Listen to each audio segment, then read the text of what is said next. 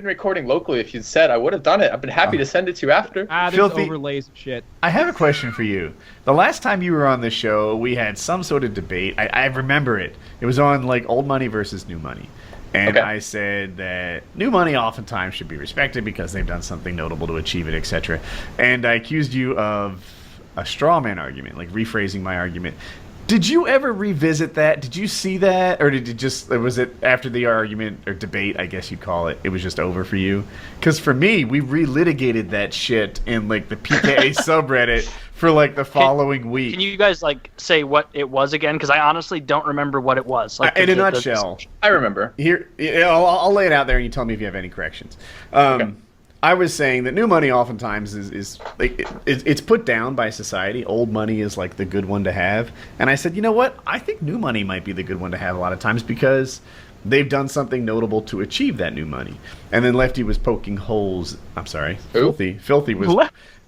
Kyle did it. Filthy was poking holes in it, God, saying I like... thought I was doing great. Like I've been working out all summer. Like I've been eating light. Like I didn't realize like clearly like what is it like the aspect ratio of my camera off tonight? Like what's going on Filthy, here? I'm on your team. You look great. Yeah, you do look great. It's Thank you, fucking Taylor. sexy.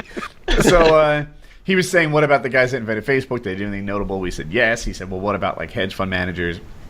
Did they do anything notable? And then I was like, you're rephrasing my argument to make it seem like I said all of them are great, new money, and not some of them. And I'm wondering, because for me, like, it was like this stress-inducing thing. 100 fucking fucknards were like arguing one way, and other people, there's timestamps into like what I actually said versus what I didn't. I was wondering if it impacted you after the fact at all, or if you were just like la-di-da, I'm out of here. a little bit of that, a little bit of the other. I've just recently in that channel gotten a lot of views for the Civ 6 stuff and some collaborations I'm doing. So I'm getting a lot of new viewers to the channel. And one of the things that new viewers do is they post, and they're not always my fans. So the tenor of the comments in my comment sections have gone to quite negative recently. A lot of just like shit, random like just shitting on me. Like, and I'm like, oh, okay, this isn't real pleasant to read. So in some sense, I tend to try not to read too many of those comment threads because it's just not good for my like mental well-being. I'm just like, yeah, okay, like you get a lot of fans, but if you're like me at all, like the ones that stick out are like the shitty ones on you, right? The ones that are shitting on you are the ones that like stick out the most, and you're just I like, hear you. So some level of that, like I too tend to scan the threads, especially in a couple of days after I'm on the show, just to see kind of the reaction for that. So did I think about it much?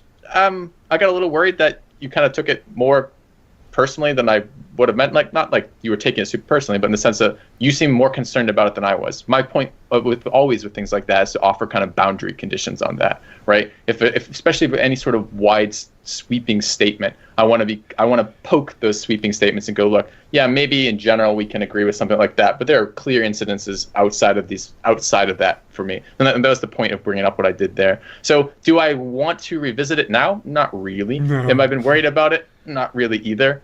If I was pushed and wanted to defend, would I want to be like, yeah, I wasn't offering a straw man? I probably would go that way, but I'd probably honestly just rather drop it and move on, unless you have some strong reason for doing otherwise. Oh no, I'm not interested in we are relitigating going that to at all. rehash this at length. I'm gonna go full Trump and just relitigate this and drag it out for as long as possible, so that this news story never ends. By the And way, in general, Woody, like I like discussing things, like, and I do it, and I discuss things in a way that often comes off as debate or antagonistic, and it isn't really that way for me. I like thinking about like the hypotheticals, gaming stuff out, looking at cases like that. So I tend to enjoy that. So often I'll engage with that because I enjoy it. So I'll give you that too. Yeah. I'm trying to think through. I don't want to relitigate it at all, but it's fun, but it's not fun to be wrong. And a lot of times you don't know that you're wrong in an argument until someone says something really like poignant and it changes your mind. And even more often, you don't realize you're wrong in an argument until maybe weeks, months, years later that you kind of mentally revisit it and be like, okay, I can really see the perspective from which they were speaking. I think like, Filthy and I actually agree. I don't feel like debates ever actually solve in the moment. Like that you never actually will debate someone on a topic and they'll be like, yeah, you're right. I do hate abortion or whatever the case may be. You're right. Changed my mind. I think that in the end we were both like, yeah, new money often does something pretty respectable. It's just whether new money always does something respectable, which was never my point. And exactly. And I felt like I was like my point was mischaracterized as an always when it wasn't. And That's. I think we can all agree that there are some young whippersnappers out there coming up with some humdingers of ideas like Uber and paramotoring. And that's great. Yeah, paramotoring. That's got not as big as Uber. Still a thing. I doubt that guy has any new money. I bet he has a whole bunch of new fan blades in his backyard next to a rotted out 74 Pinto. Paramotoring's popularity is exploding, right? The sport has gone from like 3,000 to 4,000 people. Yeah. Right? It's just that it's such a tiny group. Increase in 1 year. Yeah, most sports don't grow by a third in a year, right? But paramotoring is exploding. Move over, UFC. Here we come.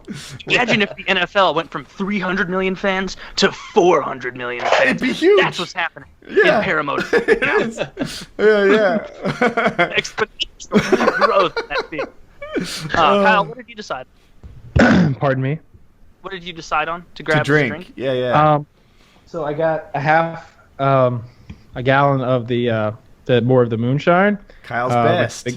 Big bottle, and I got some Captain Morgan's rum because I'm considering just doing a shot or two of this because I really don't want to drink a lot more of that sugar. Yes, I think that going for rum shots, let's do that for a bit. I'm going to blow my thing. Actually, I need to get some water and rinse my mouth out, Right, otherwise it'll come out wonky. If we're doing shots, I'd like to join in. So I'm going to grab alcohol. I'll be back in just a minute, and then we'll on board. continue on. I have a Sounds headache. I really do.